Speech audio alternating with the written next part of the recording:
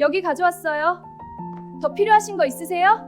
금방 또 가져. 명단에 없는 여기 이름. 가져왔어요. 시아버지 장례식장 상주 명단에 20년 며느리 이름이 없었고 신우이가 비웃었다. 언니 거기 서 계시면 안 돼요. 강남구 논현동 영화 장례식장 3층 VIP 빈소. 현수막 아래 상주 명단이 걸려 있었다. 고인의 장남 이정우, 고인의 차남 이정훈, 고인의 장녀 이미선. 세 줄. 끝이었다. 나 박수진의 이름은 없었다. 20년. 시댁 제사를 한 번도 빠뜨린 적 없는 며느리. 명절 전날이면 새벽 4시에 일어나 12가지 나무를 손질했다. 시아버지가 쓰러진 뒤 5년간 매달 병원비 200만 원을 내 통장에서 보냈다. 총 1억 2천만 원. 영수증을 파일에 모아뒀다. 하지만 상주 명단에는 아들 둘, 딸 하나뿐이었다. 언니 원래 며느리는 상주 아니에요. 신우이 미선이 샤넬 백을 어깨에 맨 채 말했다. 법적으로 친족도 아니잖아요. 저기 접수 데스크에서 방명록 좀 정리해 주세요. 나는 입술을 깨물었다. 그동안 병원비. 언니 그건 며느리 도리죠. 효도했다고 돈 달라고 하면 안 되죠. 미선은 피식 웃었다. 며느리는 결국 남이잖아요. 남. 그 단어가 귓전을 때렸다. 나는 빈소 안을 봤다. 영정 사진 속 시아버지는 온화하게 웃고 계셨다. 5년 전 중환자실에서 내 손을 잡으시며 수고했다. 며느리 복 많이 받을 것이라고 하셨던 분. 하지만 유언장에도 상주 명단에도 부의금 분배에도 내 이름은 없었다. 나는 그제야 깨달았다. 20년 동안 나는 가족이 아니었구나. 오전 10시. 조문객들이 줄을 이었다. 아이고 정우 씨 부인 되시죠? 20년 동안 시부모님 모시느라 고생 많으셨어요. 수진 씨 참 효부시더라. 사람들은 내게 인사했다. 그리고 흰 봉투를 내밀었다. 하지만 그 봉투는 모두 신우이 미선의 손으로 갔다. 감사합니다. 정성 잘 받겠습니다. 미선은 봉투를 받으며 탁자 위에 차곡차곡 쌓았다. 언니는 명단 정리 좀 해주세요. 나는 펜을 받아 들고 조문객 이름을 적어 내려갔다. 김철수 회사 동료 10만원. 박영희 고등학교 동창 20만원. 최민수 거래처 대표 50만원. 손목이 아팠다. 점심시간. 조문객이 끊기자 미선이 봉투를 떼기 시작했다. 지직지직지직. 봉투가 찢어지는 소리. 현금 다발이 탁자 위에 쌓였다.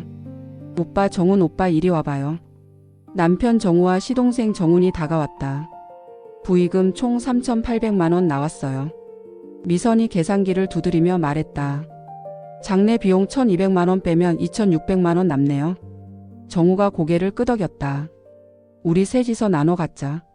한 사람당 866만 원씩. 그래 그게 맞지. 정훈도 맞장구 쳤다. 나는 그 대화를 듣고 있었다. 부의금 3,800만 원. 3등분. 아들 둘, 딸 하나. 며느리는 없었다. 나는 입을 열었다. 저도 포함 아닌가요? 세 사람의 시선이 일제히 내게 쏠렸다. 미선이 눈을 동그랗게 떴다. 언니 이건 아버지 자녀들끼리 나누는 거예요.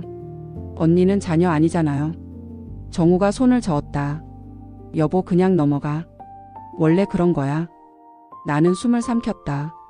20년 동안 병원비 낸 건요? 그건 며느리 도리죠. 미선의 말에 정훈이 웃으며 거들었다. 형수님은 형님 재산 받을 텐데 뭐. 우린 이것밖에 없어요. 나는 그 말을 듣고 멍해졌다. 남편 재산? 20년 동안 남편이 번 돈은 주식과 코인에 날아갔다. 빚만 6,200만 원 남았다. 그 빚을 내 적금으로 갚았다. 남편 명의 재산은 단 1원도 없었다. 그동안. 언니 계산기 두드리지 마세요. 가족끼리 그러는 거 아니에요. 미선은 현금을 가방에 챙기며 웃었다. 나는 그 순간 깨달았다. 가족은 돈 나눌 때만 가족이구나. 장례를 치르고 나흘째 되는 날. 서초동 법무법인. 시댁 가족들이 모였다. 나도 따라갔다. 고인께서 생전에 작성하신 유언장을 낭독하겠습니다. 변호사가 봉투를 뜯었다. 첫째, 서초구 반포동 소재 아파트 84이 시세 22억 원 상당을 장남 이정우에게 증여한다. 정우의 눈이 반짝였다. 둘째, 강남구 대치동 소재 상가 건물 시세 9억 원 상당을 차남 이정훈에게 증여한다. 정훈이 주먹을 쥐었다. 셋째, 국민은행 예금 4억 원을 장녀 이미선에게 증여한다. 미선이 환하게 웃었다. 변호사가 서류를 내려놓았다. 이상입니다. 정적. 나는 손을 들었다. 저기요, 제 이름은요? 변호사가 서류를 다시 펼쳤다. 유언장에는 자녀분들만 기재되어 있습니다. 며느리분은 법정 상속인이 아니시니까요. 미선이 웃으며 끼어들었다. 언니는 오빠 재산 받잖아요. 아버지 유산까지 바라면 욕심이죠. 나는 입술을 깨물었다. 그동안 병원비. 언니, 그건 효도한 거잖아요. 효도했다고 돈 달라고 하면 안 되죠. 정훈이 거들었다. 맞아요, 형수님. 우리도 효도 많이 했어요. 나는 웃음이 나왔다. 효도. 20년 동안 명절마다 새벽같이 일어나 제사 준비한 게 효도. 시아버지 병원비 1억 2천만 원 낸 게 효도. 하지만 그 효도의 대가는 유언장 한 줄에도 없었다. 알겠습니다. 나는 자리에서 일어났다. 수진아, 어디가?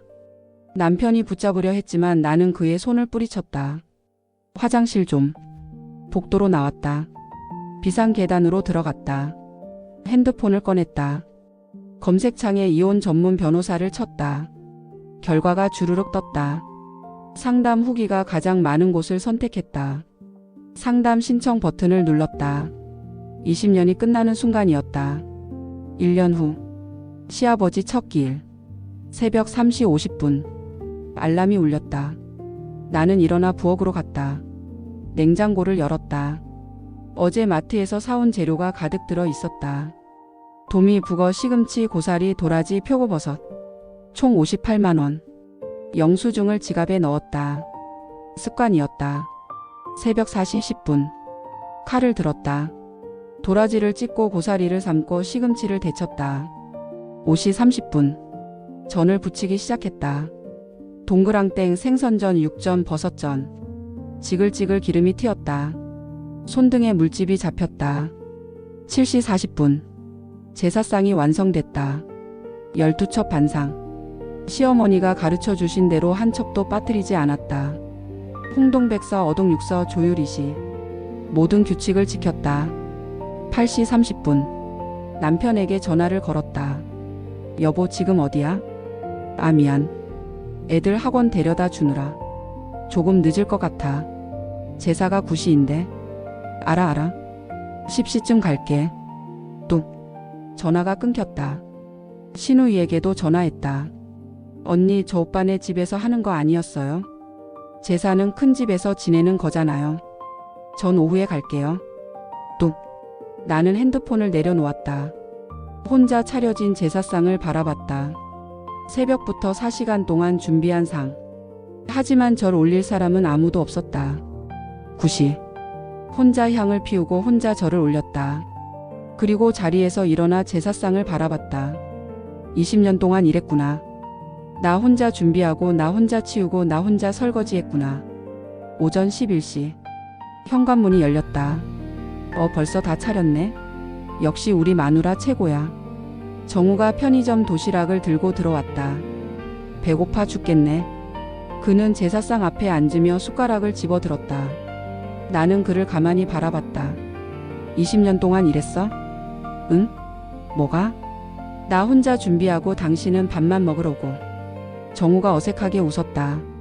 여보, 무슨 소리야? 내가 돈은 벌잖아. 돈? 나는 핸드폰을 꺼냈다. 저장해둔 파일을 열었다. 엑셀표가 화면에 떴다. 20년 동안 내가 시댁에 쓴 돈. 총 4억 3천만 원. 정우의 얼굴이 굳었다. 시아버지 병원비 1억 2천만 원. 제사 및 명절 비용 9,800만 원. 시댁 경조사비 7,500만 원. 당신 빚 갚아준 돈 1억 3,700만 원. 나는 핸드폰을 테이블에 내려놓았다. 당신이 번 돈은 어디 갔어? 정우는 대답하지 못했다. 현관문이 열렸다. 오빠, 제사 시작했어요? 미선이 들어왔다. 나는 자리에서 일어났다. 제사상 앞으로 걸어갔다. 언니, 뭐해요? 두 손을 뻗어 제사상 끝을 잡았다. 언니. 광. 제사상을 엎었다. 그릇이 바닥에 떨어지며 깨졌다. 음식이 사방으로 튀었다. 도미가 바닥에 널브러졌다. 미쳤어? 지금 뭐 하는 거야? 정우가 소리쳤다. 나는 조용히 말했다. 제사 이제 당신들끼리 지내. 나는 가족이 아니니까. 생일 잔치의 진실. 1년 전 시어머니 생일날 아파트와 상가 증여 발표가 있었고 둘째 며느리만 철저히 배제됐다. 1년 전. 그날로 돌아가 보자. 청담동 한정식집 송원. 1인당 35만원짜리 코스 요리가 차례로 나왔다. 상석에 앉은 시어머니 김인숙 여사는 에르메스 스카프를 목에 두른 채 흐뭇하게 웃고 있었다. 칠순 잔치였다. 어머님, 이 색깔 너무 잘 받으세요. 큰 며느리 최유진이 호들갑을 떨었다. 그녀의 손목에는 롤렉스가 번쩍였고 의자 뒤에는 샤넬 클래식백이 놓여 있었다. 맞아요, 어머님. 제가 예약한 피부과 시술권 꼭 쓰세요. 250만원짜리 패키지예요. 셋째 며느리 박지혜가 거들었다. 웃음꽃이 피어나는 테이블 끝자락. 나는 그곳에 앉아 있었다. 무릎이 나간 면바지에 급하게 걸친 가디건. 화장기 없는 얼굴. 1시간 전까지 병원에서 시아버지 대소변 기저귀를 갈고 오는 길이었다. 둘째야, 넌 멍하니 앉아서 뭐하니? 시어머니의 핀잔. 나는 습관처럼 가위를 들었다. 싹둑싹둑. 김이 모락모락 나는 갈비찜을 잘랐다. 기름이 내 낡은 가디건 소매에 튀었다. 하지만 아무도 신경 쓰지 않았다. 남편 정우조차 형, 동생과 주식 이야기를 하느라 내 쪽은 쳐다보지도 않았다. 동서 미안해. 내가 손톱 관리 받은 지 얼마 안 돼서 가위질이 좀 그러네. 큰며느리 유진은 미안한 기색 하나 없이 와인을 홀짝였다. 나는 묵묵히 고기를 잘라 시어머니 앞접시에 놓았다. 익숙한 무시. 익숙한 노동. 디저트로 수정과가 나올 때쯤 룸 미닫이 문이 열리고 양복 입은 중년 남성이 들어왔다. 시어머니가 미리 불러둔 변호사였다. 분위기가 순식간에 엄숙해졌다. 자, 다들 조용히 해라. 김인숙 여사가 헛기침을 했다. 오늘 좋은 날이니까 중대 발표 하나하마. 변호사는 가죽 서류 가방에서 두툼한 봉투를 꺼냈다. 겉면에 증여계약서라는 글자가 박혀 있었다. 내 나이 70이다. 미리 정리는 해둬야지. 반포 아파트랑 대치동 상가 오늘부로 증여 절차 받는다. 모두의 눈이 휘둥그레졌다. 특히 큰 며느리와 셋째 며느리의 눈빛이 탐욕스럽게 번들거렸다. 현재 시세로 합치면 총 35억이 넘는 알짜배기 부동산이었다. 반포 아파트는 우리 집안 기둥인 큰아들 정우 앞으로. 대치동 상가는 막내 정훈한테. 변호사가 낭독을 이어갔다. 증여인 김인숙은 수증인 이정우에게 서초구 반포동 소재 아파트를, 이정훈에게 강남구 대치동 소재 상가 건물을 증여한다. 정적. 그리고 폭발하는 환호성. 어머님, 세상에. 정말이요? 감사합니다, 어머님. 평생 모실게요. 큰아들과 막내 부부는 서로 얼싸안고 난리가 났다. 샴페인 잔이 부딪히는 소리가 요란했다. 그 소란 속에서 나와 남편 정우만이 굳은 표정으로 앉아 있었다. 심장이 쿵쿵 뛰기 시작했다. 재산을 바란 건 아니었다. 하지만 이건 너무나 노골적인 차별이었다. 지난 5년간 병원비를 대고 주말마다 찾아가 간병하고 온갖 수발을 든 건 나와 정우였다. 형과 동생은 명절 때나 얼굴을 비추는 게 다였다. 어머니. 정우가 기어들어가는 목소리로 입을 열었다. 그럼 저랑 수진이는요? 김인숙 여사는 수정과를 들이키며 심드렁하게 대답했다. 너희는 욕심 없잖니? 애도 없고 둘이 사는데 무슨 큰 돈이 필요해? 대신 너희한테는 가장 큰 복을 주마. 나는 숨을 죽이고 들었다. 나 죽을 때까지 내 옆에서 모실 기회. 그거 아무한테나 주는 거 아니다. 나중에 천국 가서 상급 받을 거다. 김인숙 여사는 선심 쓴다는 듯 붉은 인주가 묻은 도장을 쾅 찍었다. 그 소리가 내 귀에는 사형 선고처럼 들렸다. 그리고 변호사 양반 특약사항에 적으세요. 부양 의무는 차남 이정우 부부가 전담한다. 이거 안 지키면 증여 취소 소송 걸 거니까. 기가 막혔다. 재산은 형과 동생. 부양 의무는 100% 우리. 이것이 시어머니가 내린 판결이었다. 나는 떨리는 손을 테이블 아래로 감췄다. 피가 통하지 않을 정도로 주먹을 꽉 쥐었다. 옆에 앉은 남편을 쳐다봤다. 제발 한마디만이라도 해주길. 이건 불공평하다고. 수진이가 그동안 고생한 걸 생각해서라도 이러면 안 된다고. 하지만 정우의 얼굴은 붉게 달아올라 있었다. 분명 화가 난 것이다. 그런데 시어머니의 눈빛이 닿자 그는 시선을 피했다. 형 축하해. 정훈이 너도. 정우는 비굴하게 웃으며 형과 동생의 술잔에 술을 채웠다. 툭. 내 마음속에서 무언가가 끊어지는 소리가 들렸다. 인내심이라는 얇은 줄.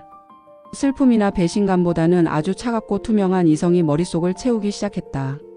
아, 이 남자는 골칫거리 불능이구나. 이 가족은 나를 가족이 아니라 성능 좋은 소모품으로 보고 있었구나. 나는 안경을 고쳐 썼다. 안경 너머 내 눈빛이 평소와는 다르게 서늘하게 변했다. 머릿속에서는 이미 복잡한 계산기가 돌아가고 있었다. 매달 들어가는 병원비 200만 원, 1년이면 2,400만 원, 5년이면 1억 2천만 원. 거기에 내 노동력과 감정 노동 비용까지 합치면 반면 저들이 가져간 35억짜리 부동산의 유지 비용은. 나는 조용히 물잔을 내려놓았다. 그리고 처음으로 시어머니의 눈을 똑바로 쳐다봤다. 어머니. 소란스러운 분위기를 가르고 내 목소리가 꽂혔다. 평소에 주눅든 목소리가 아니었다. 아나운서처럼 정확하고 또렷한 발성이었다. 자중이 조용해졌다.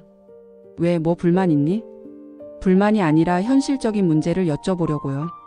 아파트랑 상가 증여하셨으니 이제 어머니 병원비랑 간병비는 형님이랑 동서가 내는 거죠. 찬물을 끼얹은 듯 분위기가 싸해졌다. 큰 며느리 유진이 인상을 찌푸리며 쏘아붙였다. 동서, 지금 돈 얘기하는 거야? 좋은 날에. 돈 얘기가 아니라 책임 얘기예요. 권리에는 의무가 따르는 법이니까요. 두 분이 재산 받으셨으니 부양 의무도 가져가시는 게 맞죠. 어머, 얘 좀 봐.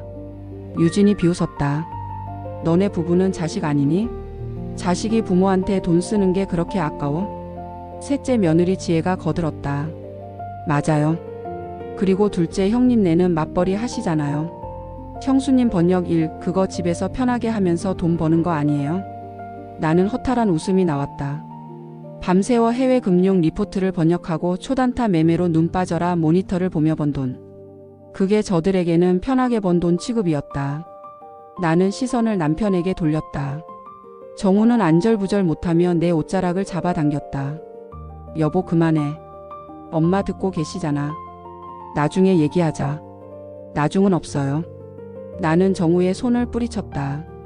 그리고 자리에서 일어났다. 잘 알겠습니다. 재산은 형님들이, 병원비는 우리가. 그게 이 집안의 법이라는 거죠. 김인숙 여사가 쐐기를 박았다. 그래. 꼴 보기 싫으면 너도 아들로 태어나지 그랬냐? 나는 고개를 끄덕였다. 확인 사살 끝. 미련 하나 남지 않았다. 맛있게들 드세요. 전 먼저 가보겠습니다. 뒤도 돌아보지 않고 룸을 나갔다.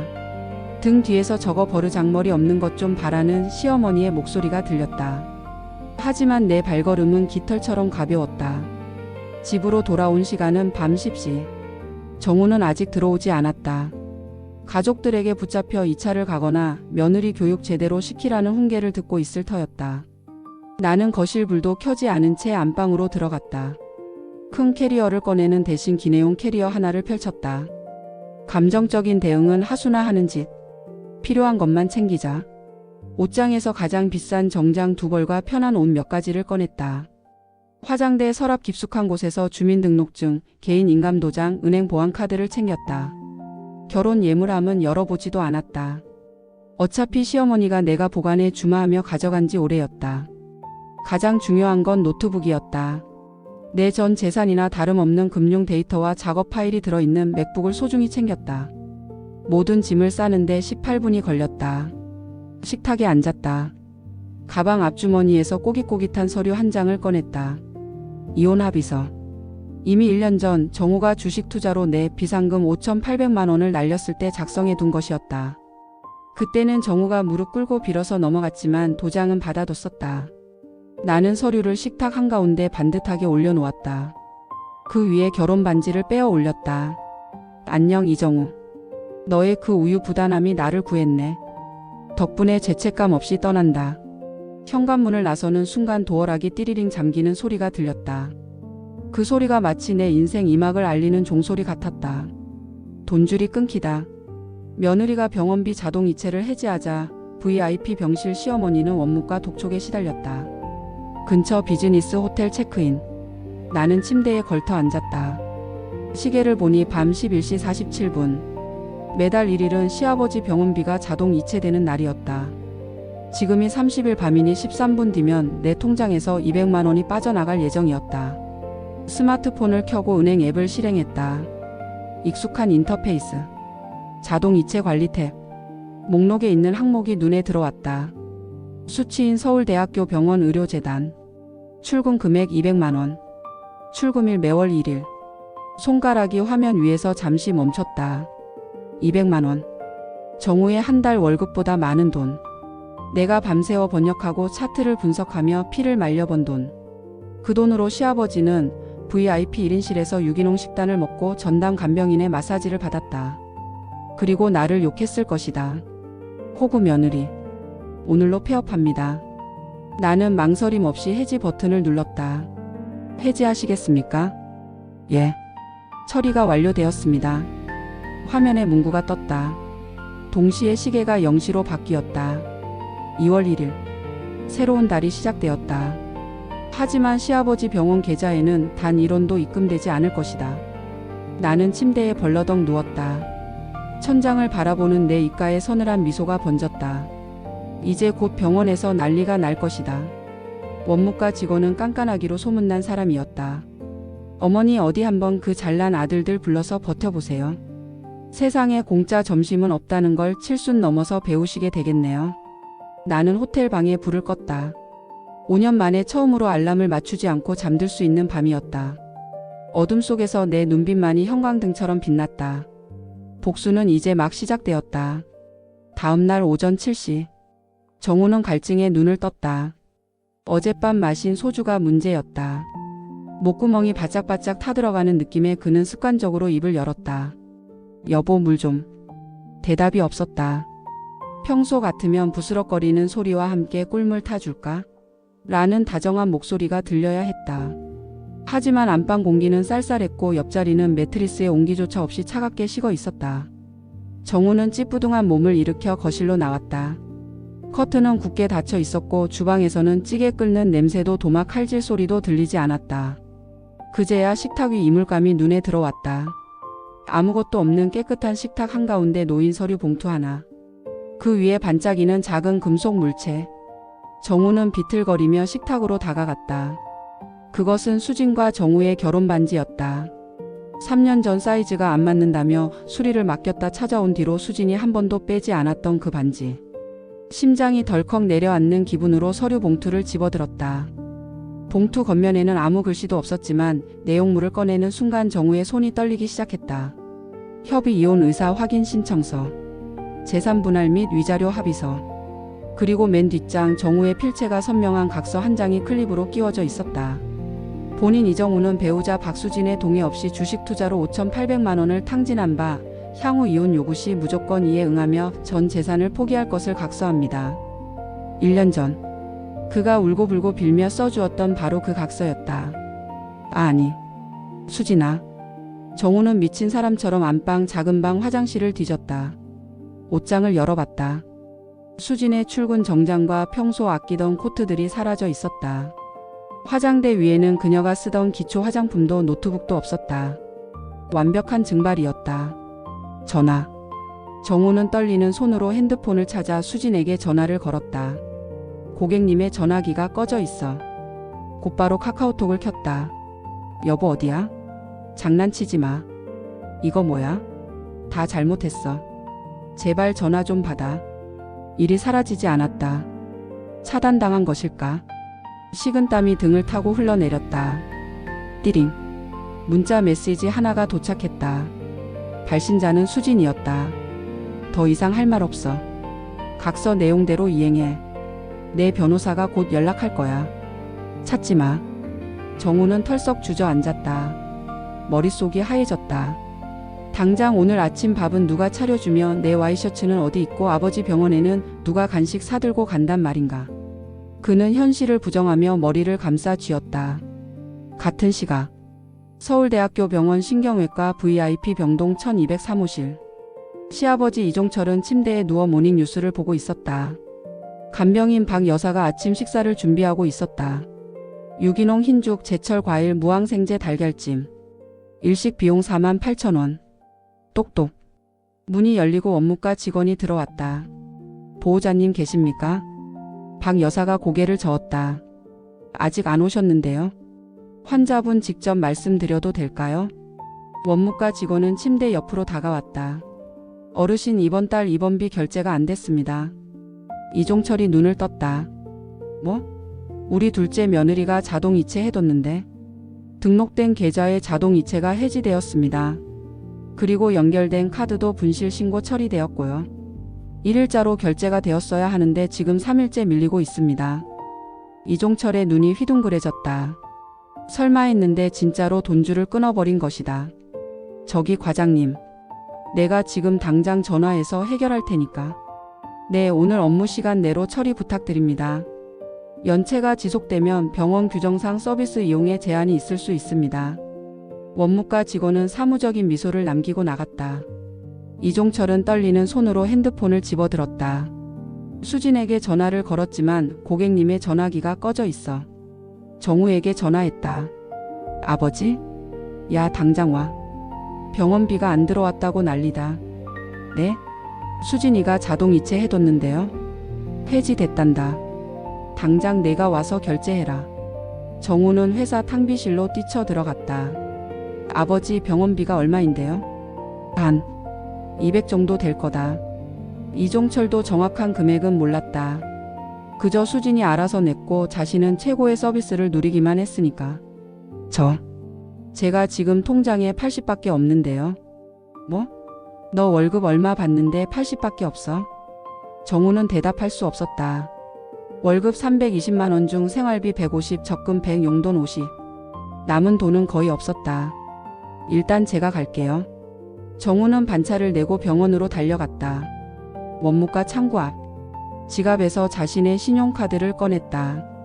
한도가 150만 원 남은 카드였다. 이종철 환자분 보호자 되시죠?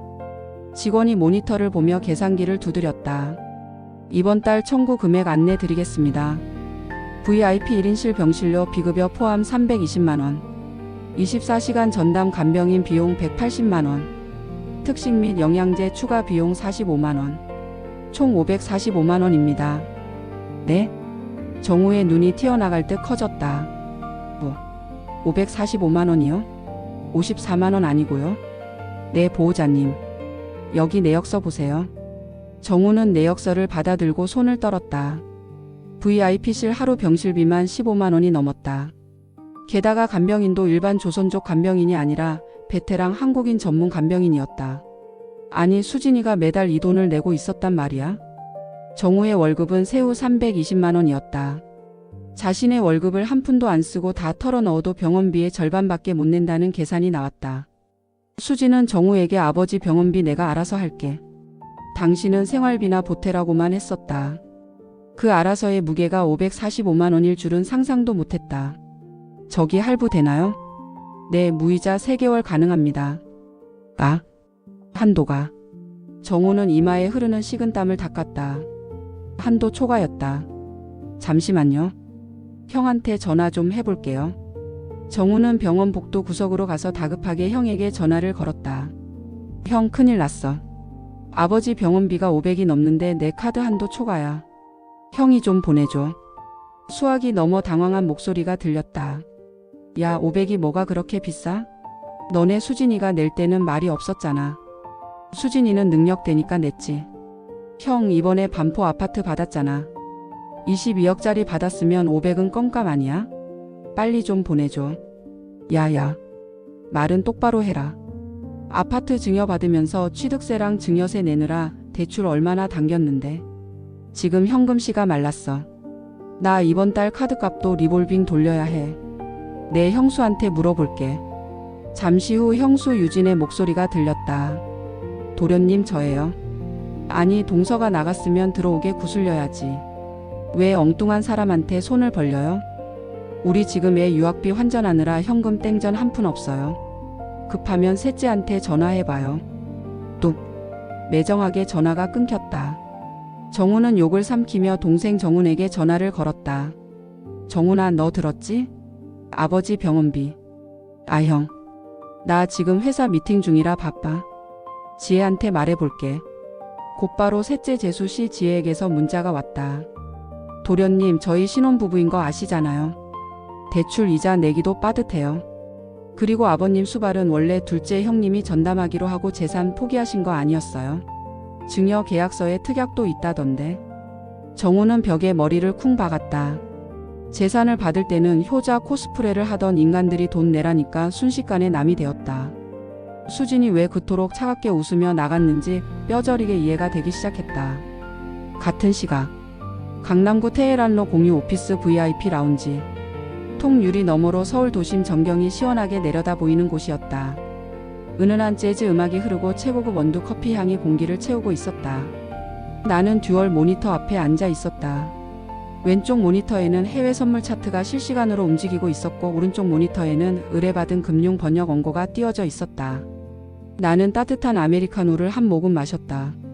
믹스커피가 아닌 간 내린 크레마가 풍부한 커피.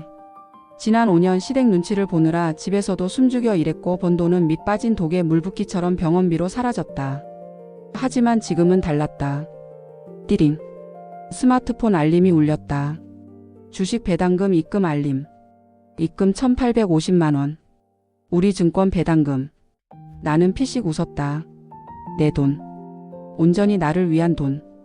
핸드폰을 뒤집어 봤다. 부재중 전화 28통. 이정우. 부재중 전화 14통. 이종철. 부재중 전화 6통. 김인수. 화면을 가득 채운 부재중 알림들이 징그러운 벌레처럼 보였다.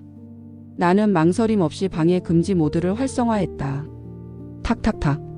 경쾌한 키보드 소리가 라운지에 울려 퍼졌다. 나는 지금 내 인생을 좀먹던 기생충들을 떼어내고 완벽한 홀로 쏘기를 위한 설계를 하는 중이었다. 지금 이 순간 병원에서 무슨 사단이 났을지 눈에 훤했지만 죄책감은 먼지 한 톨만큼도 느껴지지 않았다. 아, 좋다. 나는 기지개를 켜며 창밖을 바라봤다. 서울의 하늘이 이렇게 맑았던가. 다시 병원. 오후 6시. 결국 정우는 병원비를 결제하지 못했다. 카드 한도를 늘려보려 했지만 신용등급 문제로 거절당했다. 친구들에게 돈을 빌리려 전화를 돌렸지만 545만 원이라는 큰 돈을 덥석 빌려줄 친구는 없었다. 원무과장이 다시 병실로 들어왔다. 이번에는 표정이 한층 더 굳어 있었다. 보호자님, 오늘 업무 마감 시간 지났습니다. 결제 안 되셨네요. 죄송합니다. 내일 꼭 낼게요. 이종철이 비굴하게 사정했다. 저희 병원 규정상 VIP 병동은 선결제 원칙이시고요. 연체 시에는 퇴실 조치가 원칙입니다. 오늘 밤까지는 봐드리지만 내일 오전까지 입금 확인 안 되면 일반 병동으로 이동하셔야 합니다. 일반 병동? 그 6인실 말이요? 네. 그리고 전담 간병인 서비스도 중단됩니다. 내일부터는 공동 간병인 쓰셔야 합니다. 원무과장은 꾸벅 인사를 하고 나갔다. 병실에 남겨진 이종철과 정우. 이종철은 분을 이기지 못하고 침대 난간을 쳤다. 이 병신아. 내 마누라 하나 단속 못해서 이 사단을 만들어. 당장 가서 무릎 꿇든 머리를 박든 데려와. 나 저 6인실 가기 싫어. 냄새나고 시끄러워서 어떻게 자란 말이야. 쨍랑. 침대 옆 물컵이 바닥에 나뒹굴며 물이 쏟아졌다. 정우는 벽에 머리를 기댄 채 눈을 감았다. 수진아, 제발 돌아와줘. 나 진짜 죽을 것 같아. 정우는 울고 싶은 심정으로 창밖을 바라봤다. 어둠이 깔린 병실은 감옥처럼 답답했다. 이것은 지옥의 시작일 뿐이었다. 수진이 빠져나간 자리는 단순한 빈자리가 아니라 이 가족을 지탱하던 거대한 기둥이 뽑혀 나간 재난 현장이었다. 추락. 병원비를 내지 못한 시아버지는 VIP실에서 6인실로 쫓겨났고 형제들은 서로 책임을 떠넘겼다. 다음날 오전 11시. 결국 올 것이 왔다. 환자분 침대 비워주셔야 합니다. 이동하실게요. 원무과 직원이 아닌 덩치 큰 이송 요원 2명이 병실로 들이닥쳤다. 이종철은 침대 난간을 부여잡고 버텼다. 이거나. 내가 누군지 알아? 내 아들이 곧 돈 가져온다고. 할아버지 고정하세요. 저희도 위에서 시키는 대로 하는 겁니다. 일반 병동 628호실로 배정 나셨어요. 이송 요원들은 익숙한 솜씨로 침대 바퀴 잠금 장치를 풀었다. 드르륵 드르륵. 매끄러운 바닥을 구르는 침대 소리가 이종철의 비명과 섞여 복도에 울려 퍼졌다. 정우야. 이정우. 너 어디 갔어? 내 아버지가 이렇게 쫓겨나는데 보고만 있을 거냐? 복도 끝에서 전화를 붙들고 있던 정우가 사색이 되어 달려왔다. 하지만 그 역시 밀린 545만 원을 낼 능력이 없었다. 죄송합니다, 아버지. 딱 며칠만 참으세요. 제가 어떻게든 돈 구해서 다시 1인실로 모실게요. 이 칠푼이 맞은 놈. 내 형은 뭐하고 너 혼자 이러고 있어? 엘리베이터가 열리고 침대는 지하 주차장 내려가듯 아래층으로 향했다. 6층 일반 병동. 문이 열리자마자 훅 하고 코를 찌르는 냄새가 밀려왔다. 소독약 냄새에 찌든 오줌 지린내. 그리고 눅눅한 땀 냄새가 뒤섞인 공기였다. 자, 들어갑니다. 628호실. 커튼 하나로 구역이 나뉜 좁은 공간에 침대 6개가 테트리스처럼 꽉 차 있었다. 옆 침대 할머니는 가래 끓는 소리를 내며 기침을 해댔고 맞은편 할아버지는 치매인지 허공에 대고 욕설을 퍼붓고 있었다. TV 소리는 귀가 먹먹할 정도로 컸다. 야, 여기가 어디야? 나 못 있어. 이종철이 울부짖었지만 침대는 이미 배정된 구석 자리에 처박혔다. 창문도 없는 화장실 바로 옆자리였다. 화장실 문이 열릴 때마다 암모니아 냄새가 코를 찔렀다. VIP 1인실의 통창으로 들어오던 햇살과 은은한 클래식 음악은 전생의 기억처럼 아득해졌다. 보호자님, 저는 여기까지입니다. 그동안 이종철의 손발이 되어 주었던 베테랑 간병인 박 여사가 짐을 챙겨 들었다. 그녀는 수진이 특별히 웃돈을 얹어주며 스카우트한 S급 간병인이었다. 아니, 박 여사. 자네까지 가면 어떡해? 우리 정이 있지. 할아버지, 정으로 밥 먹여줘요? 저번 달 급여도 아직 입금 안 됐는데. 제가 3일이나 더 해드린 거예요. 다른 환자 예약 있어서 가봐야 해요. 박 여사는 뒤도 돌아보지 않고 나갔다. 10분 뒤 병원에서 배정해준 공동 간병인이 들어왔다. 평안도 사투리를 쓰는 50대 후반의 최 씨였다. 그녀는 이종철 한 명만 보는 게 아니라 이 병실의 환자 6명을 혼자 케어해야 했다. 할아버지, 식사 왔습니다. 일어나시라요. 최 씨는 식판을 침대 옆간이 테이블에 투박하게 내려놓았다. VIP실에서 먹던 유기농 전복죽과 정갈한 반찬은 온데간데 없고 식어 빠진 미역국에 말라 비틀어진 고등어 조림이 전부였다. 나 손 떨려서 혼자 못 먹어. 먹여줘. 아이고, 내 팔자야. 할아버지 손 멀쩡하잖아요. 숟가락들 힘 있으면 직접 드시라요. 저기 3번 침대 할배 기저귀 갈아줘야 됩니다. 최 씨는 휙 돌아서더니 옆 침대 할아버지의 기저귀를 갈기 시작했다. 칸막이 커튼도 치지 않은 채였다. 확 풍겨오는 대변 냄새에 이종철은 헛구역질을 했다. 왜? 밥 먹는데 똥 기저귀를 갈면 어떡해? 그럼 싸질러 놓은 걸 그냥 둡니까? 꼴 보기 싫으면 돈 내고 1인실 가시던가? 최 씨의 표독스러운 대꾸에 이종철은 말문이 막혔다. 수진이었다면 상상도 못할 대우였다. 수진은 이종철이 식사할 때면 행여 냄새라도 날까봐 공기청정기를 최고로 틀고 생선 가시는 손으로 일일이 발라 접시 위에 올려주었다. 그때는 그게 당연한 줄 알았다. 그 당연함이 돈과 며느리의 희생으로 만들어진 사상 누각인 줄은 꿈에도 몰랐다. 저녁 7시 병원 복도 자판기 앞. 정우와 형 정민, 동생 정훈, 그리고 큰형수 유진, 셋째 재수 지혜가 모였다. 정우가 끈질기게 전화를 돌려 억지로 소환한 자리였다. 형수. 상황 봤잖아. 아버지 저기서 하루도 못 버텨. 빨리 병원비 해결하자. 정우의 말에 정민이 머리를 긁적이며 한숨을 쉬었다. 야, 누가 모르냐? 근데 진짜 돈이 없다고. 이번에 아파트 명에 이전하면서 취득세만 몇 천이 깨졌어.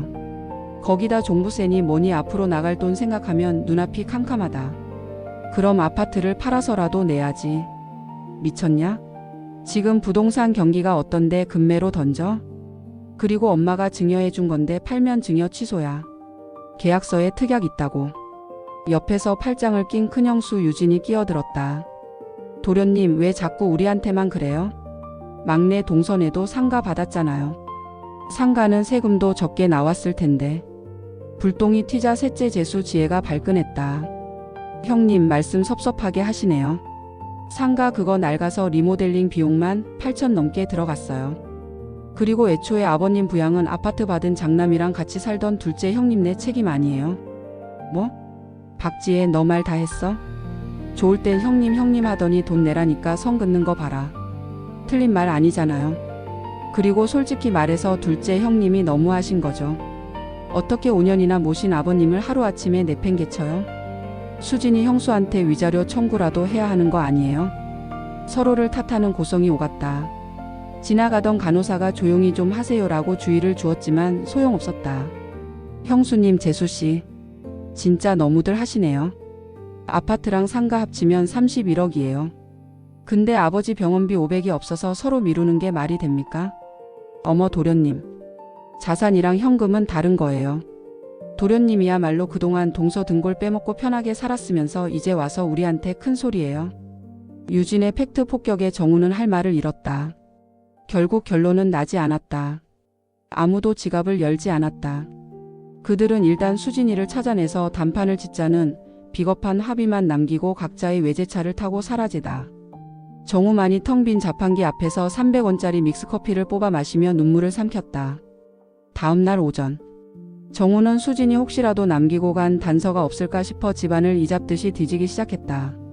수진이 가져간 노트북 외에 옛날에 쓰던 데스크톱이 서재 구석에 처박혀 있는 게 생각났다. 전원을 켰다. 윙하는 소리와 함께 낡은 컴퓨터가 부팅되었다. 다행히 비밀번호는 걸려 있지 않았다. 바탕화면에는 별다른 파일이 없었다. 정우는 휴지통 내 문서 폴더를 뒤적거렸다. 다운로드 폴더 구석에서 PDF 파일 하나를 발견했다. 파일명은 2024년 상반기 자산운용 보고서. 날짜는 불과 7개월 전이었다. 이게 뭐지? 정우는 마우스를 더블 클릭했다. 화면에 뜬 문서를 보는 순간 그의 눈이 의심으로 가득 찼다. 고객명 박수진님. 총 운용 자산 38억 2천만 원. 38억 2천만 원. 정우는 눈을 비볐다. 숫자를 다시 세어봤다. 10, 100, 1000만 억. 38억이 맞았다. 스크롤을 내렸다. 보유 종목 미국 테크주 고배당 ETF 채권.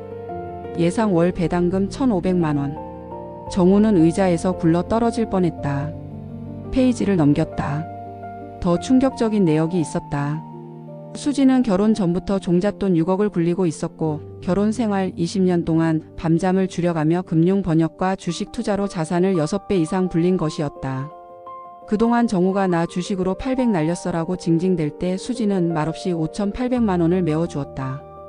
정우는 그게 수진의 전 재산인 줄 알았다. 하지만 그건 수진에게 껌값에 불과했던 것이다. 정우는 실성한 사람처럼 웃었다. 자신이 로또 복권을 깔고 앉아 있으면서도 그 복권을 구박하고 하녀처럼 부려먹다가 제 발로 걷어차 버린 꼴이었다. 욕망과 후회가 쓰나미처럼 밀려왔다. 이 여자 잡아야 한다. 무조건 잡아야 한다. 이건 내 인생 마지막 동화줄이다. 정우는 수진이 프리랜서로 계약되어 있는 번역 에이전시를 통해 그녀가 현재 사용하는 공유 오피스 위치를 알아냈다. 강남 테헤란로 한복판의 최고급 오피스 빌딩이었다. 로비에 도착한 정우는 옷매무새를 다듬었다.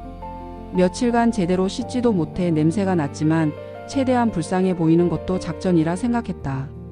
점심시간. 회전문이 돌고 수진이 걸어 나왔다. 정우는 숨이 멎는 것 같았다. 그가 알던 쭈구리 아내가 아니었다. 세련된 베이지색 정장. 세심하게 손질한 헤어. 한 손에는 스타벅스 커피를 든 그녀는 누가 봐도 성공한 커리어 우먼이었다. 옆에는 외국인 비즈니스맨과 영어로 유창하게 대화하며 웃고 있었다. 수진아. 정우가 염치불구하고 뛰어들었다. 보안 요원이 제지하려 했지만 정우는 몸을 비틀어 수진의 앞을 막아섰다. 수진아 나야. 정우. 수진의 걸음이 멈췄다. 그녀는 선글라스를 살짝 내리며 정우를 위아래로 후어봤다. 마치 노숙자를 보듯 경멸 어린 시선이었다. 누구세요? 나야 남편. 아니 정우. 여보 내가 잘못했어. 내가 다 설명할게. 정우는 바닥에 무릎이라도 꿇을 기세였다. 아버지가 죽어가. 6인실로 쫓겨나서 밥도 못 먹고. 너만 찾아. 응? 우리 부부잖아. 수지는 외국인에게 잠시만이라는 손짓을 한 뒤 정우에게 다가왔다. 정우는 기대감에 눈을 반짝였다. 역시 수지는 마음이 약해. 이정우 씨. 차가운 호칭. 정우의 표정이 굳었다. 착각 하나 푸는데 우린 서류 정리만 남은 남이에요. 그리고 아버님? 당신 아버지지 내 아버지 아니에요. 아파트 받은 효자 형님들한테 가서 빌어요. 왜 나한테 와서 행패야? 수진아 너 돈 많잖아. 내가 다 봤어. 38억 넘게 있다며. 그 중에 딱 5천만 원만. 아니 3천만 원만 융통해줘. 내가 평생 갚을게. 정우가 결국 본색을 드러냈다. 수진의 입꼬리가 싸늘하게 올라갔다. 아, 내 뒷조사까지 했어? 역시 바닥이네. 수진은 보안 요원에게 손짓했다. 저기요, 여기 스토커가 행패를 부리네요. 처리 좀 부탁드립니다. 네, 알겠습니다. 선생님 나가시죠. 거구의 보안 요원 2명이 정우의 양팔을 붙잡았다. 나 이거나. 수진아. 여보. 나 진짜 너 없으면 죽어. 으악. 정우는 짐짝처럼 질질 끌려나갔다. 수지는 먼지를 털어내듯 옷깃을 한번 털고는 다시 비즈니스맨과 웃으며 대화를 이어갔다. 소란스러워서 미안해요. 점심 먹으러 갈까요? 슈 렛츠고. 그녀의 입가에 맺힌 미소가 눈 내리는 풍경과 어우러져 더없이 화사하게 빛났다. 정우의 비명소리는 회전문 너머로 사라졌다. 법정의 심판. 수진의 변호사가 부당이득 반환 청구 소송을 제기했고 시댁 가족들은 재산 압류 위기에 처했다. 일주일 후 628호 병실에 이종철은 급격히 시들어갔다. 제때 기저귀를 갈지 않아 엉덩이와 등에 욕창이 생기기 시작했다. 살이 짓무르고 진물이 나왔다. 파스 냄새로도 가려지지 않는 악취가 풍겼다. 이종철은 끙끙 앓는 소리를 냈다. 목이 말랐지만 물병은 손이 닿지 않는 곳에 있었다. 간병인 최 씨는 휴게실에서 다른 보호자들과 수다를 떠느라 자리를 비운 지 오래였다. 밤이 되자 고통은 더 심해졌다. 등이 불타는 것처럼 쓰렸다. 문득 수진의 손길이 떠올랐다. 매일 밤 따뜻한 물수건으로 등을 닦아주던 손길. 욕창 방지 매트리스를 꼼꼼하게 점검하고 최고급 아로마 오일로 마사지를 해주던 그 야무진 손끝. 둘째 며느리야. 물 좀. 이종철은 헛소리처럼 수진을 불렀다. 하지만 대답하는 건 옆 침대 할머니의 코골이 소리뿐이었다. 후회가 밀려왔다. 아니, 후회라기보다는 원망에 가까운 감정이었다. 내가 너한테 어떻게 했는데? 밥 먹여주고 재워줬더니 감히 시아버지를 이렇게 만들어? 독한 년, 표독스러운 년. 그는 자신의 잘못은 생각지 않고 오직 수진이 자신을 버렸다는 사실에만 집착하며 분노를 키웠다. 고통이 심해질수록 수진을 향한 저주는 더 깊어졌다. 같은 시각 서초동 법무법인 태산. 수진은 변호사와 마주 앉아 있었다. 준비됐습니다. 내일 소장 접수하겠습니다. 변호사가 두툼한 서류 뭉치를 건넸다.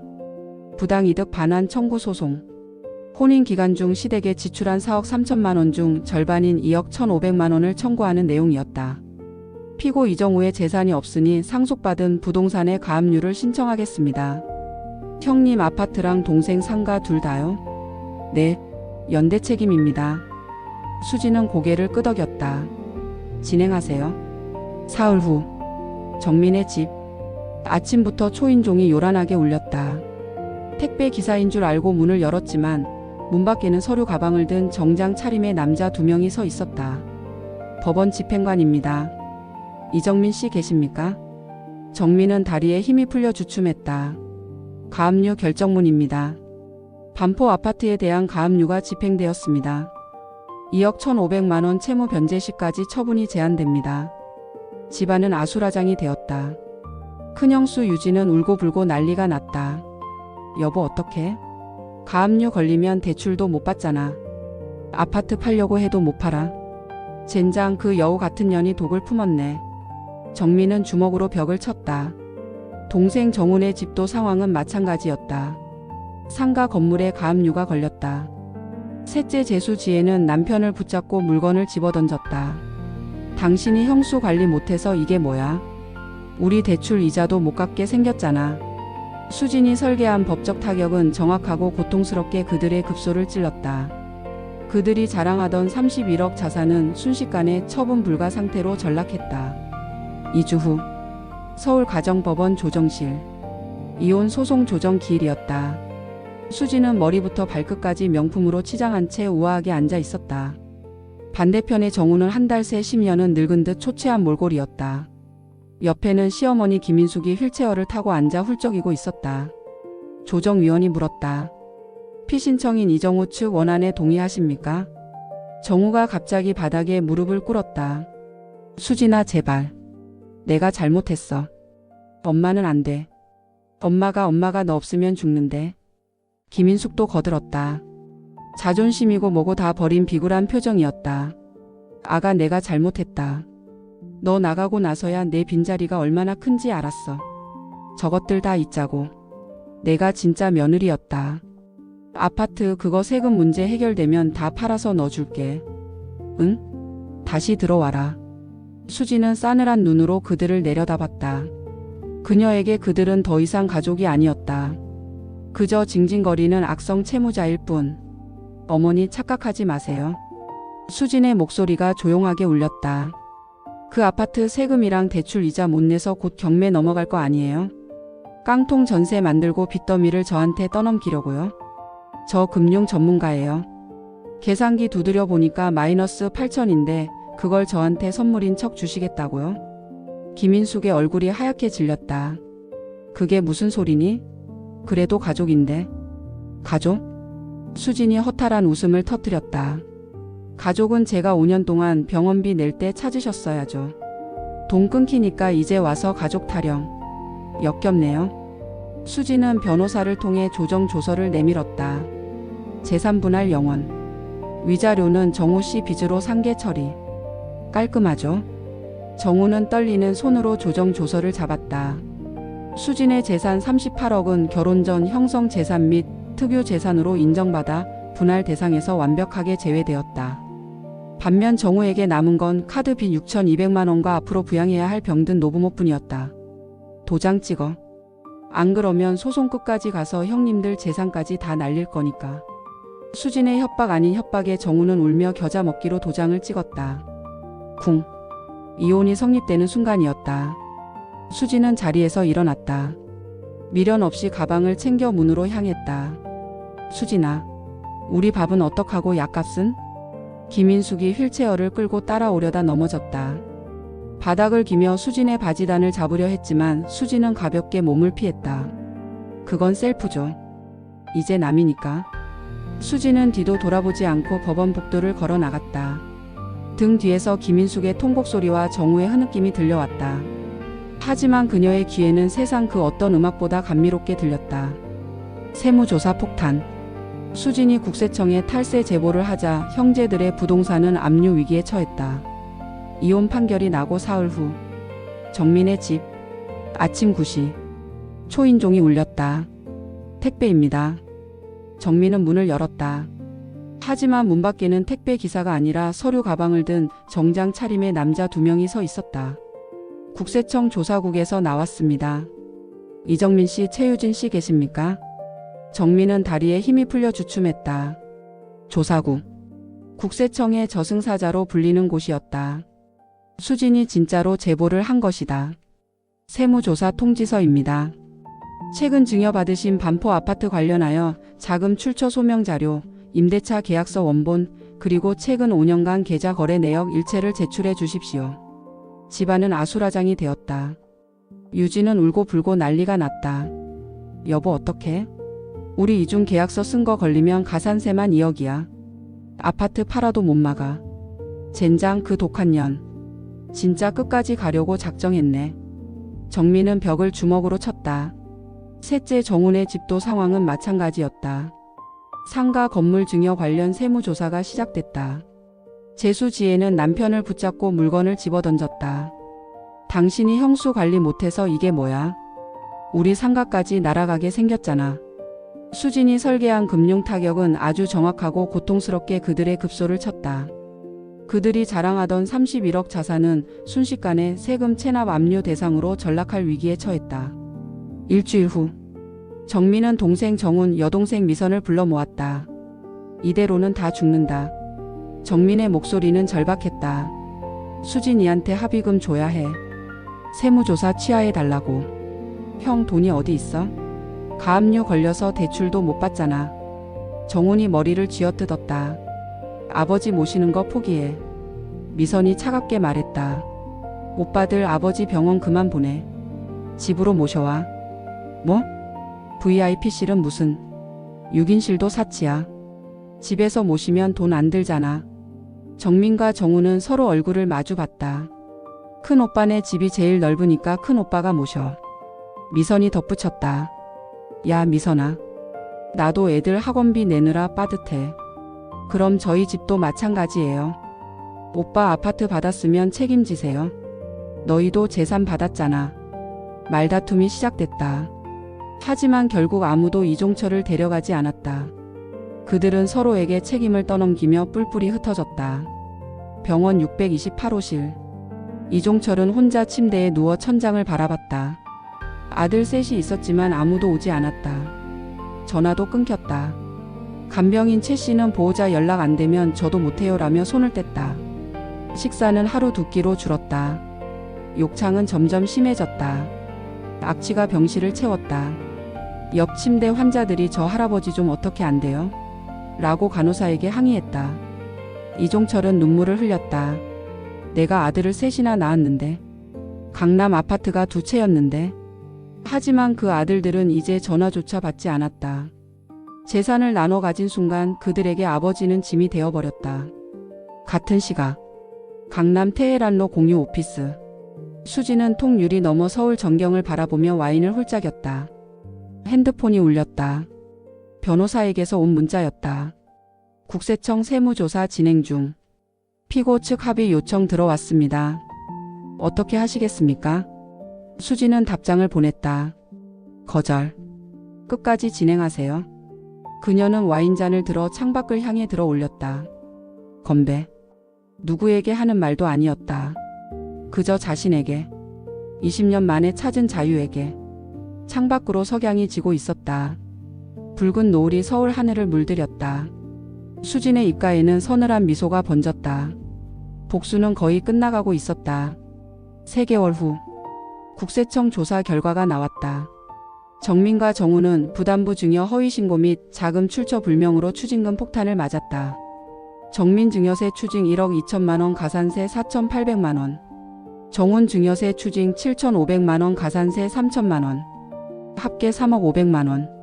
그들은 아파트와 상가를 금매로 내놓을 수밖에 없었다. 하지만 시장은 냉정했다. 가압류가 걸린 부동산은 아무도 사지 않았다. 결국 경매로 넘어갔다. 낙찰가는 시세의 60%였다. 대출금과 세금을 갚고 나니 남은 건 빚뿐이었다. 정민 부부는 이혼했다. 유진은 아이들을 데리고 친정으로 돌아갔다. 정훈 부부도 마찬가지였다. 지혜는 당신 가족 때문에 내 인생 망쳤다며 이혼 서류를 내밀었다. 여동생 미선은 연락을 끊었다. 그들이 나눠 가진 31억짜리 유산은 3년 만에 재가 되어 사라지다. 그리고 병원 침대에 홀로 남겨진 이종철. 아무도 찾아오지 않는 병실에서 그는 천천히 죽어갔다. 수진의 복수는 완벽했다. 그들이 가진 모든 것을 빼앗았다. 재산도 가족도 자존심도. 그리고 이제 마지막 장면만 남았다. 재회. 수지는 후원하는 요양원에서 시어머니와 재회했지만 완벽한 타인처럼 대했다. 6개월 후. 경기도 외곽 시립행복요양원. 이름만 행복이지 실상은 갈 곳 없는 기초수급자 노인들을 수용하는 낡은 시설이었다. 4인실 병실 구석 낡은 침대에 김인숙이 누워 있었다. 할머니 기저귀에 손 넣지 말라니까. 젊은 요양보호사가 소리를 질렀다. 김인숙은 멍한 눈으로 천장을 바라봤다. 1년 사이 그녀는 급격히 늙었다. 치매가 시작되어 정신이 오락가락했고 잘 먹지 못해 피골이 상접했다. 수진아, 물 좀 가져와라. 갈비찜 좀 해와라. 그녀는 아직도 과거의 영광 속에 살고 있었다. VIP 1인실 전담 간병인 며느리가 깎아주던 과일. 하지만 지금 그녀의 현실은 식판에 담긴 무말랭이와 멀건 된장국뿐이었다. 아들들은 제 살길 찾기 바빠 연락이 끊긴 지 오래였다. 1년에 한 번 명절 때 5만 원을 송금하는 게 전부였다. 아이고 내 팔자야. 김인숙의 푸념을 들어주는 사람은 아무도 없었다. 오후 2시. 요양원 앞마당으로 검은색 벤츠 S클래스가 미끄러지듯 들어왔다. 원장과 직원들이 버섯발로 뛰어나왔다. 아이고 박 대표님. 멀리까지 와주셔서 감사합니다. 차 문이 열리고 수진이 내렸다. 선글라스를 벗는 그녀의 모습에 직원들이 숨을 죽였다. 이곳과는 어울리지 않는 고급스러움이 흘렀다. 원장님 안녕하세요. 날씨가 많이 춥네요. 네네. 안 그래도 대표님이 저번에 기부해 주신 난방비 덕분에 어르신들이 따뜻하게 지내고 계십니다. 정말 생명의 은인이십니다. 수지는 직원들이 트렁크에서 후원 물품을 내리는 걸 지켜봤다. 최고급 이불, 영양제, 간식 세트. 그녀는 이 재단의 고액 후원자였다. 과거 시아버지 병원비로 쓰던 돈의 일부를 기부했을 뿐인데 여기서는 여왕 대접을 받았다. 어르신들 뵙고 인사라도 드리고 싶은데 괜찮을까요? 그럼요. 마침 휴게실에 다들 모여 계십니다. 이쪽으로 오시죠. 수지는 원장의 안내를 받으며 복도를 걸었다. 코를 찌르는 락스 냄새와 노인 냄새. 순간 1년 전 시아버지가 입원했던 그 병원 6인실의 냄새가 기억나 미간이 살짝 찌푸려졌지만 그녀는 이내 평온한 표정을 되찾았다. 자, 어르신들 주목해 주세요. 오늘 우리 요양원에 큰 선물을 주신 박수진 대표님이 오셨습니다. 박수. 휴게실에 모여 TV를 보던 노인들이 힘없이 박수를 쳤다. 수지는 환한 미소를 지으며 허리를 숙였다. 안녕하세요 어르신들. 부족하지만 겨울 따뜻하게 나시라고 이불이랑 간식 좀 준비했습니다. 건강하세요. 그때였다. 구석 휠체어에 앉아 졸고 있던 한 노파가 번쩍 눈을 떴다. 익숙한 목소리. 익숙한 향수 냄새. 김인숙이었다. 김인숙은 흐릿한 눈을 비볐다. 눈앞에 서 있는 저 여자 꿈인가? 아니었다. TV에도 나오고 잡지에도 나오던 며느리 박수진이었다. 1년 전 법원에서 차갑게 돌아섰던 그 얼굴이 지금은 천사처럼 웃으며 노인들에게 떡을 나눠주고 있었다. 심장이 미친 듯이 뛰었다. 수진이다. 수진이가 나를 데리러 왔구나. 내가 여기서 이렇게 고생하는 걸 알고 구해주러 온 거야. 망상에 가까운 희망회로가 돌아갔다. 김인숙은 휠체어 바퀴를 미친 듯이 굴렸다. 아가, 아가야. 그녀의 찢어지는 듯한 외침에 휴게실이 순식간에 조용해졌다. 수진이 떡을 나눠주다가 소리 나는 쪽으로 고개를 돌렸다. 수진아, 나다. 시험이다. 김인숙은 휠체어에서 굴러떨어지듯 내려와 바닥을 기었다. 앙상하게 마른 손으로 수진의 바지단을 잡으려 했다. 직원들이 기겁하며 달려들었다. 어르신 왜 이러세요? 이러시면 안 됩니다. 비켜. 내 며느리야. 우리 둘째 며느리라고. 수진아 내가 잘못했다. 나 좀 살려다오. 여기가 지옥이다 지옥이야. 김인숙의 몰골은 처참했다. 헝클어진 백발 음식물이 묻은 환자복. 그리고 욕창 때문에 풍기는 악취. 그녀는 눈물 콧물을 쏟으며 수진을 올려다봤다. 정우는 연락도 안 되고 내가 밥도 못 먹고 너기만 기다렸다. 내 집으로 가자. 응? 내가 다 맞춰줄게. 너 하라는 대로 다 할게. 주변 사람들이 수군거렸다. 뭐야? 저 할머니 며느리였어? 아니 저렇게 부자 며느리를 두고 왜 여기서 살아? 치매라서 헛소리 하는 거 아니야? 원장이 당황해서 얼굴이 벌개졌다. 네 대표님 죄송합니다. 이분이 치매가 심하셔서 사람을 잘 못 알아보십니다. 빨리 모셔가. 요양보호사들이 김인숙을 끌어내려 했다. 안 돼. 수진아. 한 번만. 제발 한 번만. 김인숙의 절규가 휴게실을 울렸다. 수진은 그 아수라장 속에서 조용히 손을 들어 직원들을 제지했다. 잠시만요. 수진이 천천히 김인숙 앞으로 다가갔다. 김인숙은 끌려가던 걸 멈추고 희망에 찬 눈으로 수진을 바라봤다. 그래 수진아. 나 알지? 내 시험이다. 20년 동안 내가 내 수발 다 들었잖아. 수진은 무릎을 굽혀 김인숙과 눈높이를 맞췄다. 가까이서 본 수진의 얼굴은 잡티 하나 없이 깨끗했고 우아한 귀걸이가 반짝거렸다. 김인숙은 더러운 손을 뻗어 수진의 손을 잡으려 했다. 하지만 수진은 잡히지 않았다. 대신 주머니에서 무언가를 꺼냈다. 노인들에게 나눠주려고 가져온 싸구려 홍삼 캔디 한 알이었다. 수지는 김인숙의 쥐어진 손바닥 위에 사탕을 툭 올려놓았다. 할머니. 수진의 입에서 나온 호칭은 어머니가 아니었다. 아주 상냥하고 예의 바른 하지만 완벽하게 남을 대하는 목소리였다. 밤 떨어지시나 봐요. 이거 드시고 기운 내세요. 김인숙의 눈동자가 흔들렸다. 너, 수진아, 나 모르겠니? 나야 인숙이다. 정우 엄마. 식사 잘 챙겨 드시고요. 수진은 싱긋 웃었다. 여기 직원분들 말씀 잘 들으셔야 해요. 그래야 건강하시죠. 그 웃음에는 경멸도 분노도 없었다. 그저 길가다 마주친 불쌍한 노인을 보는 동정조차 없는 완벽한 무관심만이 존재했다. 그것은 김인숙에게 가장 잔인한 형벌이었다. 차라리 욕을 하거나 화를 냈다면 아직 감정이 남았구나 싶었겠지만 수지는 그녀를 투명인간 취급하고 있었다. 수지는 자리에서 일어났다. 원장님, 이분 특별히 신경 좀 써주세요. 많이 편찮으신 것 같네요. 아, 예. 물론이죠. 대표님 아시는 분이십니까? 원장이 조심스럽게 물었다. 김인숙은 기대에 차서 수진의 입을 바라봤다. 수진은 옷에 묻은 먼지를 툭툭 털어내며 아무렇지 않게 대답했다. 아니요. 처음 뵙는 분인데 사연이 딱해 보이셔서요. 쿵. 김인숙의 세상이 무너져 내렸다. 처음 보는 분. 처음 보는 분.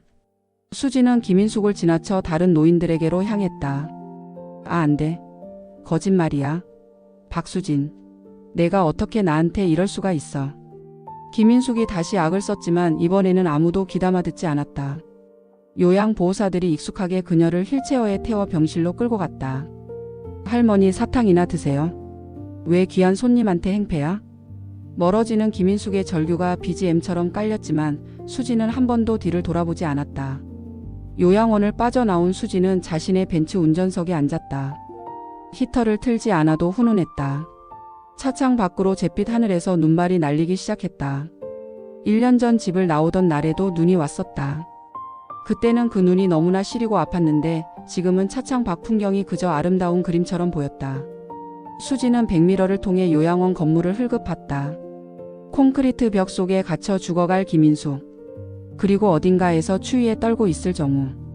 그들에 대한 기억이 마치 지우개로 지운 듯 희미해졌다. 미움조차 에너지 낭비라는 것을 깨달은 순간 복수는 완성되었다. 잘 사세요.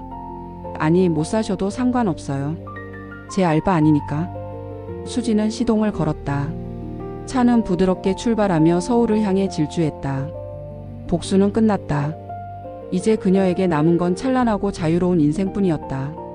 새로운 시작. 3년 후 성공한 수진과 비참해진 시댁의 대비 완벽한 복수의 결말. 3년 후. 찰칵 찰칵 찰칵. 수십 개의 플래시가 터졌다. 서울에서 가장 핫하다는 청담동 스튜디오. 수지는 눈부신 조명 아래 자연스럽게 포즈를 취했다. 대표님, 고개 살짝만 왼쪽으로요. 네, 좋습니다. 눈빛 너무 좋아요. 자신감 넘치는 성공한 여성, 딱 그 느낌입니다. 사진작가의 찬사에 수지는 은은한 미소를 지었다. 3년 전 시댁에서 도망치듯 나와 낡은 캐리어 하나 끌고 다니던 여자는 이제 없었다.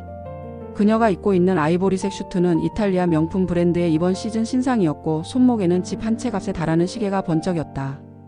수고하셨습니다. 촬영이 끝나자 스태프들이 달려와 물과 음료를 건넸다. 수지는 경제 매거진 포브스 코리아의 이번 달 표지 모델이었다. 타이틀은 40대 맨손으로 일군 120억 자산운용사 대표 박수진. 인터뷰가 이어졌다. 에디터가 눈을 반짝이며 물었다. 대표님, 이번에 출간하신 책 가족이라는 이름의 리스크가 베스트셀러 1위에 올랐는데요. 성공 비결이 뭐라고 생각하시나요? 수지는 테이블 위에 놓인 몽블랑 만년필을 만지작거렸다. 비결이라. 손절입니다. 손절이요?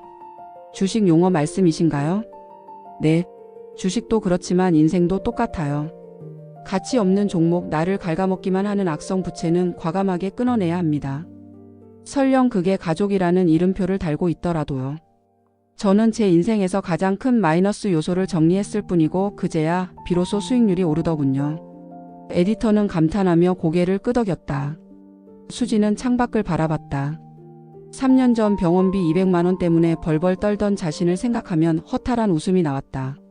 지금 그녀는 그 돈을 한 끼 식사비로 쓸 수 있을 만큼의 위치에 있었다. 대표님, 다음 스케줄 가셔야 합니다.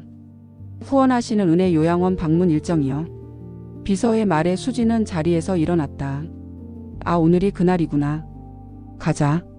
빈손으로 가긴 그러니 어르신들 좋아하시는 간식 좀 넉넉히 챙겨줘. 그녀의 발걸음에는 거침이 없었다. 과거의 그림자는 더 이상 그녀를 따라오지 못했다. 같은 시각 서울 관악구 신림동 가파른 언덕길. 낡은 오토바이 한 대가 굉음을 내며 언덕을 오르고 있었다. 헬멧을 쓴 남자의 숨소리가 거칠었다. 아씨, 이 동네는 왜 이렇게 엘리베이터가 없어? 배달 기사 조끼를 입은 남자가 헬멧을 벗었다. 땀에 젖어 떡진 머리, 푹 꺼진 눈, 거칠어진 피부. 3년 전만 해도 멀쩡한 회사원이었던 이정우였다. 배달 왔습니다. 문 앞에 두고 갑니다. 그는 4,500원짜리 배달료를 벌기 위해 하루 종일 서울 바닥을 누볐다. 3년 전 수진과의 이혼 후 그의 인생은 수직 낙하했다. 회사는 잦은 지갑과 결근으로 해고당했다. 신용카드는 연체로 정지됐다. 남은 건 배달일 뿐이었다. 배달을 마치고 자신의 거처인 고시원으로 돌아왔다. 1.5평짜리 쪽방. 창문도 없어 낮인지 밤인지 알 수 없는 그곳에서 컵라면 물을 받았다. 띠링. 문자가 왔다. 카드사 이정호님, 금일 결제 대금 42만원 연체. 채무 불이행자 등재 예정. 젠장. 정호는 핸드폰을 바닥에 던졌다. 액정에 금이 간 화면에 뜬 뉴스 기사가 눈에 들어왔다. 화제의 인물 박수진 대표. 나를 지키는 것이 진정한 투자 강연 성료. 기사 속 수지는 너무나 아름답고 우아했다. 정호는 젓가락을 부들부들 떨었다. 내가 저 여자 남편이었는데. 저 돈이 다 내 거일 수도 있었는데. 하지만 아무리 후회해도 늦었다. 그가 수진을 하녀 취급하며 무시했던 대가는 평생을 갚아도 모자랄 형벌이 되어 돌아왔다. 한편 경기도 외곽시립 행복요양원 4인실 병실 구석. 김인숙이 침대에 누워 있었다. 치매가 더 심해져 이제는 밥도 혼자 먹지 못했다. 할머니, 입 벌려요. 아해요. 요양보호사가 숟가락을 입에 넣어줬다. 김인숙은 멍하니 씹었다. 수진아, 물 좀. 갈비찜. 그녀는 여전히 과거 속에 살고 있었다. 하지만 아들들은 1년에 한 번도 오지 않았다. 정민은 이혼 후 지방으로 내려갔다. 정호는 빚에 쪼들려 연락이 끊겼다. 딸 미선은 오빠들이 알아서 하겠죠라며 전화를 받지 않았다. 김인숙이 자랑하던 아들 셋, 딸 하나는 모두 흩어졌다. 31억짜리 재산도 사라졌다. 남은 건 낡은 요양원 침대뿐이었다. 오후 2시. 요양원 앞마당으로 검은색 벤츠가 들어왔다. 수진이었다. 그녀는 직원들의 환대를 받으며 휴게실로 들어갔다. 노인들에게 간식을 나눠주고 따뜻한 말을 건넸다. 김인숙은 병실 창문 너머로 그 모습을 봤다. 수진아. 하지만 수진은 이쪽을 쳐다보지도 않았다. 김인숙은 이제 그녀에게 존재하지 않는 사람이었다. 수진은 요양원을 나와 차에 올랐다. 엔진 소리가 부드럽게 울렸다. 그녀는 백미러로 요양원을 한번 봤다. 그리고 고개를 돌렸다. 더 이상 뒤돌아볼 이유가 없었다. 차는 서울을 향해 달렸다. 저녁. 강남 오마카세 레스토랑. 수지는 우아하게 초밥을 먹고 있었다. 맞은편에는 잘생긴 외국인 남자가 앉아 있었다. 새로 만난 남자친구였다. This is amazing. You always know the best places. Thank you. I'm glad you like it. 수지는 웃으며 와인잔을 들었다. 그녀의 손가락에는 결혼 반지가 없었다. 자유로웠다. 20년 만에 찾은 진짜 자유. 창밖으로 서울의 야경이 반짝였다. 수지는 와인을 홀짝이며 생각했다. 복수는 끝났다.